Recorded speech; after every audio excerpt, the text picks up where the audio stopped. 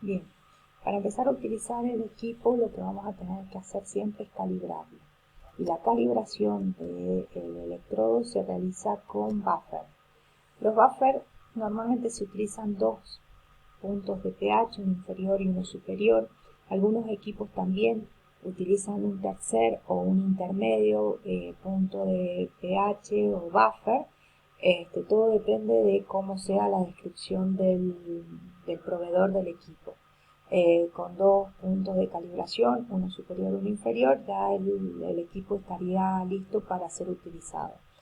Tengan en cuenta que la elección del buffer va a depender de la muestra que vayamos a determinar, el pH. Si vamos a trabajar con muestras alcalinas, no vamos a calibrar entre, por ejemplo, lo tradicional entre 4 y 7, porque estaríamos fuera del rango de calibración. Entonces lo tendríamos que hacer entre, por ejemplo, 7 y 10 o 7 y 9, entre 4 y 8 sería, 4 y 7 sería el normal para la zona frutal, que es la que normalmente nosotros estamos trabajando. Si estamos determinando pH demasiado ácidos, por ejemplo lo que son bebidas cola, también tener en cuenta de que va a haber una fuera de escala del rango de pH inferior, entonces normalmente se trabajan con buffer preparados para escalas especiales donde los analitos o las muestras tienen pH atípicas a los valores que tradicionalmente vienen, que son 4, 7, 10 y 13. Los productos que sean alcalinos, todos los que son detergentes y todo lo demás, van a trabajar entre dos puntos que son más bien de tendencia alcalina. Si nosotros no vamos a utilizar el electrodo, se deja sumergido en una solución que también el proveedor sugiere, ya sea una solución de cloruro de potasio 1 molar o agua destilada. Entre la lectura y la calibración de un buffer y otro, se tiene que sacar el electrodo del buffer, se lava con agua destilada y se seca muy bien con papel tisú. Una vez que se lava y se seca, se sumerge ahí sí en el segundo buffer para poder calibrarlo. Siempre que se utilice el pHímetro y a posterior entre cada una de las lecturas, se lava con agua destilada y se seca con papel tisú, teniendo en cuenta y cuidando que el electrodo, si es totalmente de vidrio, no se raye las paredes porque empieza a tener error en la lectura. Una de las situaciones que puede plantearse en el uso de los electrodos del pHímetro es errores frecuentes que se pueden suceder con o la mala calibración o algún parámetro que no se tuvo en cuenta. Por ejemplo, si estoy trabajando con muestras que son o muy alcalinas o muy ácidas, tengo que tener en cuenta los buffers que voy a seleccionar para calibrarlos. Si son soluciones que son demasiado alcalinas, no voy a poder trabajar con un rango de pH entre 4 y 7. Lo haré en un rango entre 7 y 10. Por lo general, van de a 3 unidades de pH entre los extremos superior y el inferior. Lo mismo sucede si voy a determinar pH en muestras ácidas.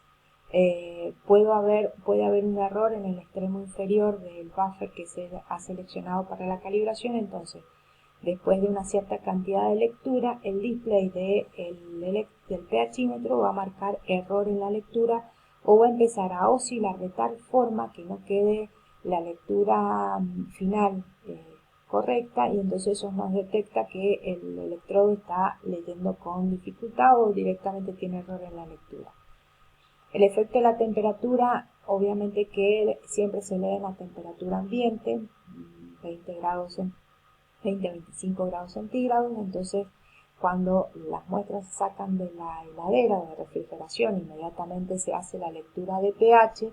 Cuando se atempere, obviamente el pH va a variar significativamente. Lo mismo si son muestras de temperatura alta, primero que puede dañar el electrodo porque no resisten altas temperaturas, sino siempre temperaturas ambientes, y luego que cuando vaya descendiendo su temperatura el pH también va a variar. La deshidratación es cuando, ¿se acuerdan en las diapositivas anteriores que había un orificio que en el esquema se llamaba respiradero, que en realidad es un orificio con un tornillo que se puede sacar y cargar con solución de cloruro de potasio, solución salina de cloruro de potasio, el electrodo internamente para poder activarlo. Algunos electrodos ese pequeño orificio no lo traen y directamente son todos sellados al vacío, y cuando empiezan a deshidratarse lamentablemente el electrodo ya no sirve más, deja de funcionar. Un error muy común es la contaminación de los buffers. Los buffers, una vez que se dejan de utilizar, siempre se toman pequeñas porciones para poder calibrar y se mantienen en refrigeración el resto que no se utiliza. Tienen fecha de vencimiento y por lo general cuando ya están vencidos o están mal acondicionados en su almacenamiento se llenan de hongos y eso hace que varíe el pH del buffer. Por ende, al variar el pH del buffer la calibración no es la correcta y entonces hay un error en la determinación del pH. Vamos a ver algunas de las aplicaciones que se trabajan comúnmente con el potenciómetro o pHímetro. Una de ellas, la tradicional, es la potenciometría directa, donde nosotros tenemos el electrodo indicador, el de referencia, y el indicador, como habíamos visto, está en la parte inferior de este electrodo, y tenemos una sonda de temperatura, un brazo portátil, un brazo retráctil para poder desplazar el electrodo para la lectura, un display que muestra el pH y también la temperatura en la cual se está realizando la lectura. Este es un equipo de laboratorio, un equipo de mesa, tiene una vida útil mucho mayor que los equipos de uso portátil que realmente se trabajan a campo. Igual se tienen que calibrar cada vez que se vayan a utilizar. Este, por ejemplo, es un electrodo. Acá se ve el electrodo indicador. Este es un pHímetro para determinar pH en pescados. Hay distintas utilidades para agua. Este tiene una sonda para poder determinar el pH en un pozo de agua. Otro equipo parecido al de recién para determinar pH en caudal.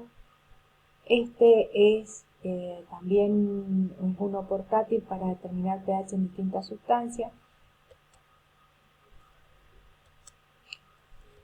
Este es para quesos, para pH del suelo, para ver cómo el césped si va a tener resistencia o no al pH del suelo en el cual se va a sembrar.